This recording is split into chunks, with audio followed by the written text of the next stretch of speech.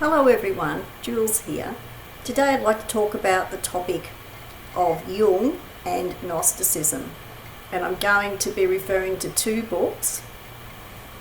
And the first one I'm going to be referring to, the first book is the Red Book by Carl Jung, and this is the Reader's Edition. And I'm referring to this book first because this is probably the most Gnostic book that Carl Jung wrote.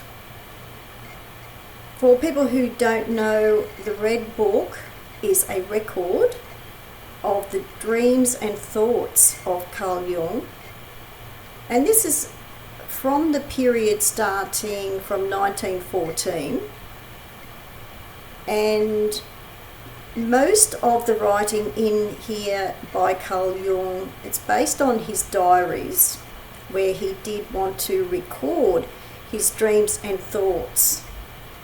And he did this as a kind of experiment. And he later said that the material that he put in what became called the Red Book, these diaries, actually formed the basis for his later theories and concepts for his own psychology theory. So quite a few people may not be aware of that, but when you do know that, you realize that Carl Jung had quite a Gnostic approach, and the word Gnostic means to know. And in a later interview towards the end of his life, he was actually asked by an interviewer about his ideas, and the interviewer asked him, "Do you believe all of these things that you have put into your theories?" And he actually seemed quite taken back, and he said, "I don't believe, I know." So that's a very Gnostic approach as well, because the word Gnostic means to know. So this approach of Carl Jung is really quite Gnostic, and this book is really quite Gnostic as well. It has a very good introduction by Sonu Shamdasani, and the introduction is really worth referring to, because I think this book is so Gnostic, because it talks about all of the dreams and the thoughts of Carl Jung during a time when these things were unknown to him personally. And this is why he thought that these things were actually coming from the unconscious. So the introduction is really helpful to help to understand the rest of the book. So I wanted to make that point about the introduction. It's really quite important. So I think that's the other reason why this book can be a bit difficult to understand, because it is such a Gnostic approach. Now, for example, there is a dialogue from Jung's dreams, and there is a dialogue between himself and his spirit guide called Philemon. So anyone who's reading those parts of the book will think, oh, what's Philemon, or who is Philemon? Well, that is the spirit guide of Carl Jung during this period.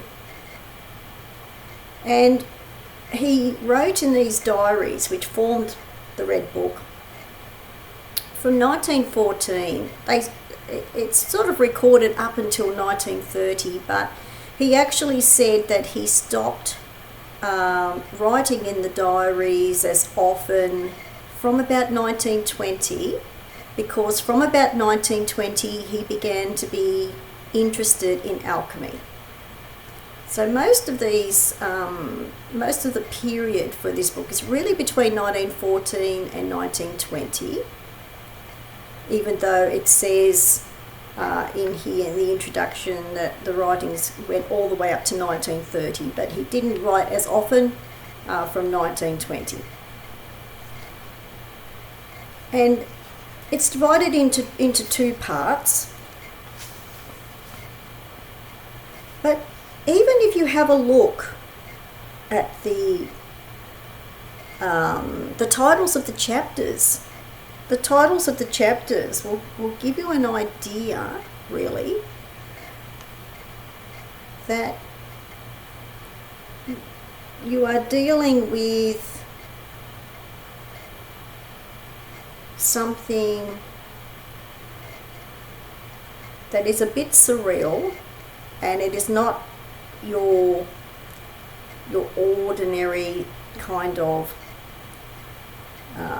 it's not an ordinary kind of, it's not a diary, it's not the conventional diary approach that most people would have. It's not like that, because it's written from this Gnostic approach, which is to do with the dreams and the thoughts. And for a lot of people they'd seem like fantasy, and in some ways they're on fantasy themes, even though they were very real, lucid dreams and thoughts for Carl Jung. And that was why he was also trying to understand them as he recorded them and as he wrote them down afterwards. So he was, it really was an experiment, because he was making record of all of this, but trying to understand it at the same time, and also trying to make sense of what he was experiencing. So he's actually experiencing this.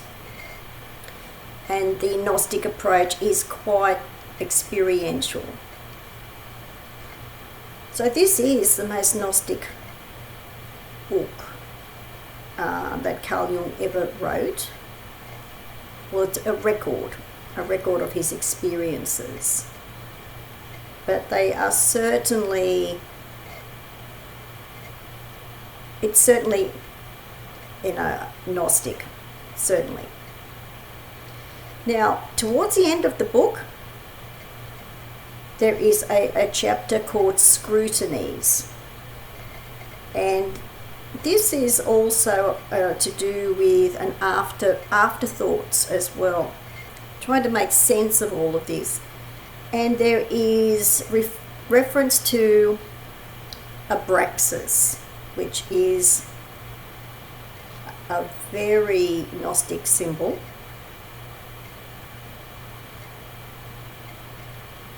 And there are thoughts and ideas in here in regard to Abraxas. Now, what happened in 1920, when most of his recorded experiences were put into these diaries, which formed the Red Book, Carl Jung started wearing a ring, mostly for the rest of his life, and it had the Abraxas symbol on there. So this is the Abraxas symbol.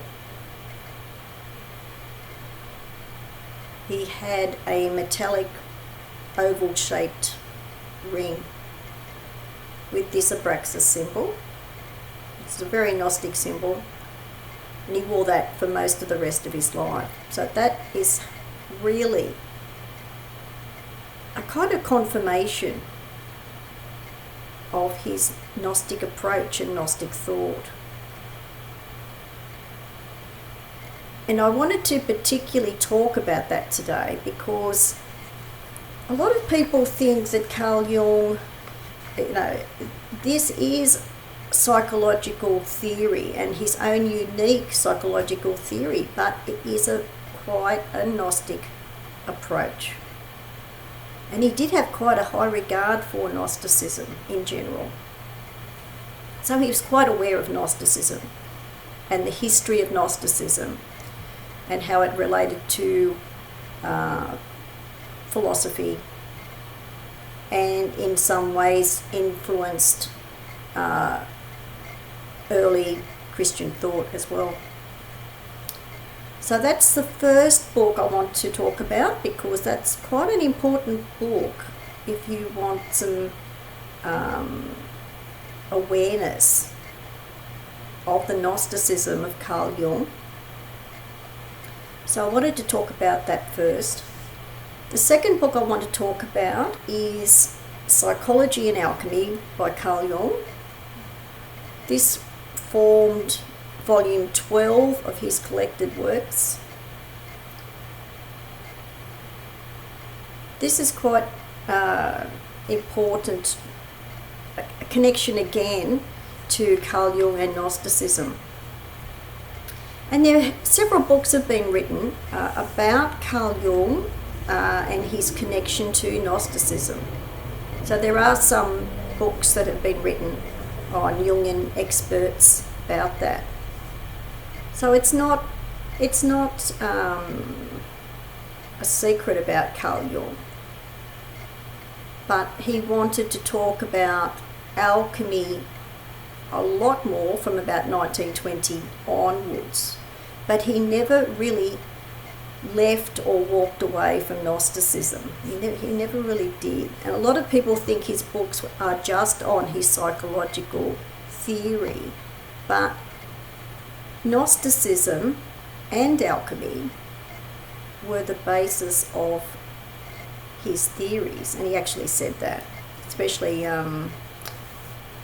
he really implied the Gnosticism because of his experiences. And the reason why I'm talking also about Gnosticism is because I have said in an earlier video, I think it's a video where I talked about the change from my channel a few weeks ago, and I made the statement that Gnosticism is the bridge to esoteric Christianity, and that is why it's a really important and essential area for anyone who wants to become interested in esoteric Christianity. Now, in regard to Psychology and Alchemy,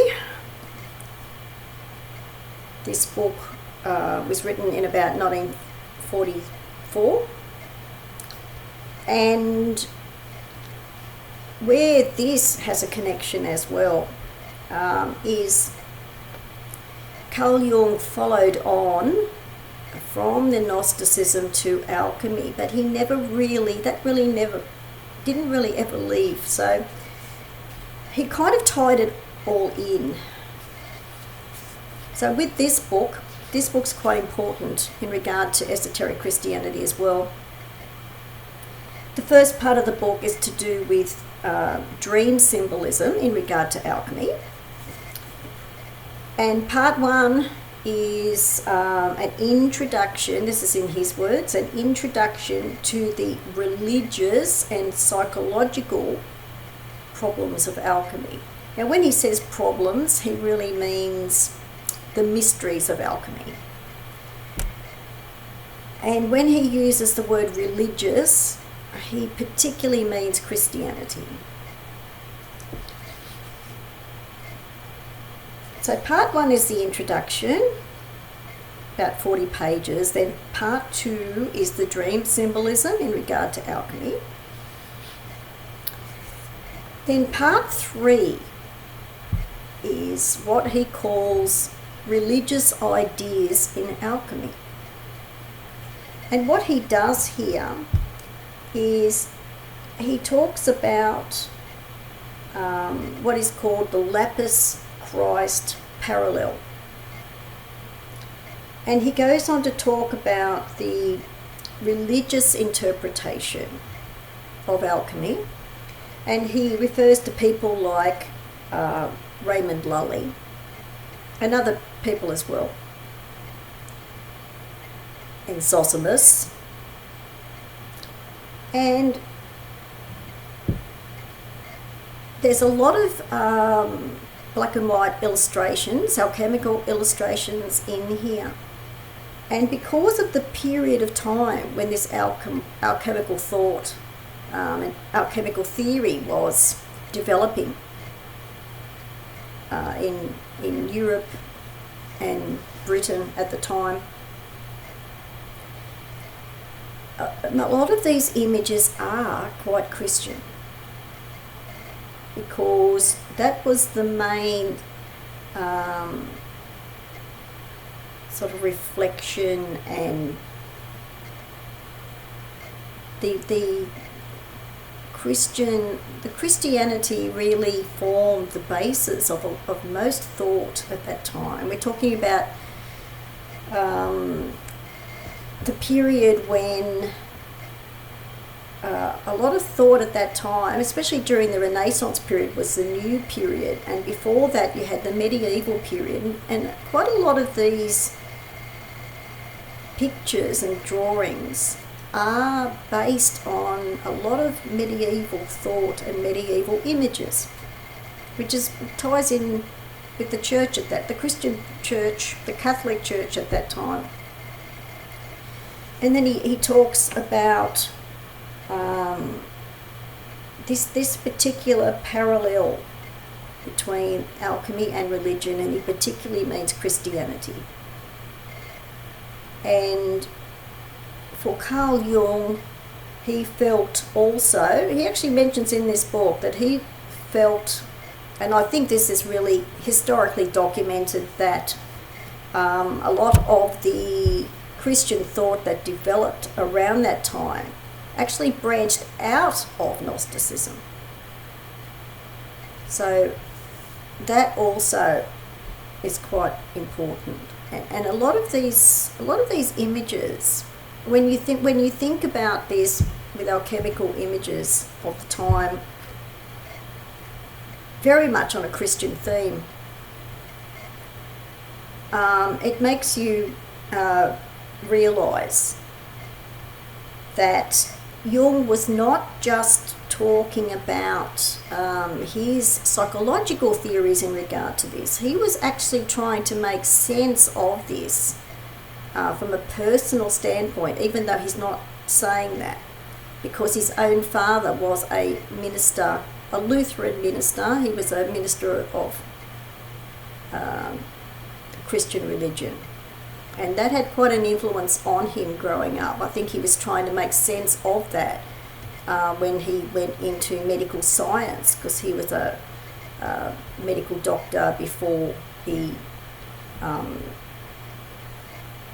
branched into psychology. He really was practicing psychiatry to begin with, and then he started formulating his own psychological theories after he branched off from Sigmund Freud. So this is another book that I think is quite relevant to esoteric Christianity because of the relationship between alchemy and Christian thought. So that's why I wanted to talk about this book as well today, Psychology and Alchemy by Carl Jung. And I wanted to talk about these two books for anyone who is interested in learning more about esoteric Christianity and the historical background of all that, and how to lead into finding out more about the area of esoteric Christianity. So they're the two books I wanted to talk about today, and I'll put some details below the video. Thanks for watching. Bye for now.